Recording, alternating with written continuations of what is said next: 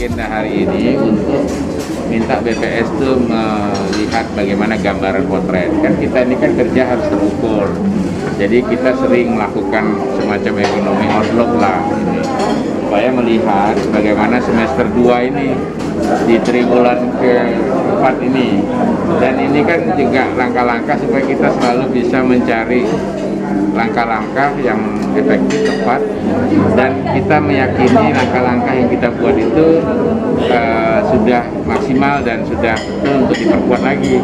Makanya kita minta hadirkan BPS ini hari ini untuk berdiskusi sekaligus menyampaikan angka-angka optimisnya seperti pertumbuhan ekonomi, tingkat pengangguran, kemiskinan, dan sebagainya. Nanti juga akan disampaikan secara berdasarkan hasil sensus yang dilakukan.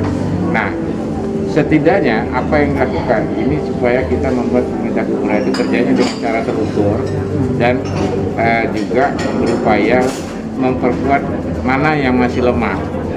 Misalnya pengangguran, di mana sisi yang kita masih harus perkuat supaya mengurangi. Kemudian tingkat kemiskinan, misalnya rasio Gini-nya bagaimana, nanti kita akan dengar lagi. Tapi setidaknya ini prediksi untuk ke depan sudah bisa kita jadikan bahan untuk membuat semacam arah kebijakan yang kita buat di RPJ.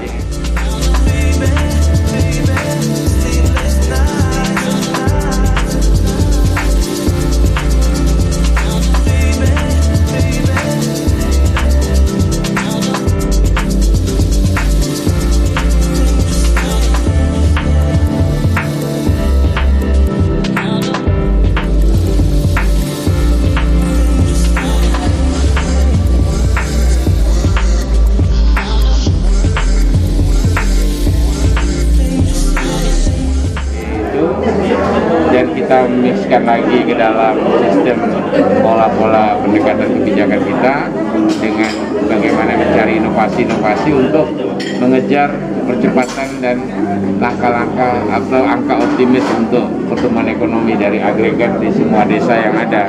Karena seperti sektor pertanian, dalam arti luas, perikanan, perkebunan rakyat, dan UMKM ini kan juga sektor yang justru sedang masif-masifnya kita lakukan raya dan menjadi basis penguat pertumbuhan ekonomi, termasuk wisata desa, termasuk juga sektor jasa, pariwisata, transportasi, pergudangan, dan tentu industri pengolahan makanan dan lain-lainnya. Nah, semua ini terkait dengan posisi Kuburaya sebagai mana angka PDRB kita yang terus meningkat, ya, artinya perputaran semua uang dan aset.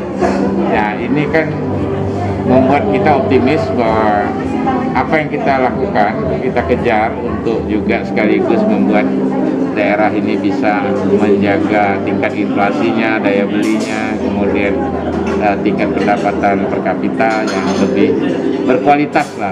Artinya pertumbuhan ekonomi tapi berkualitas, di mana distribusi kebijakan dan juga pertumbuhan ekonomi itu membuat pemerataan, ya. Nah, ini yang kita kejar.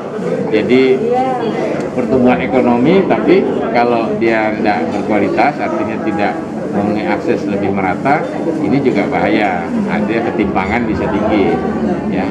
Tapi kalau kita buat supaya lebih, nah disinilah kita melihat semuanya, gambarannya untuk kita jadikan acuan.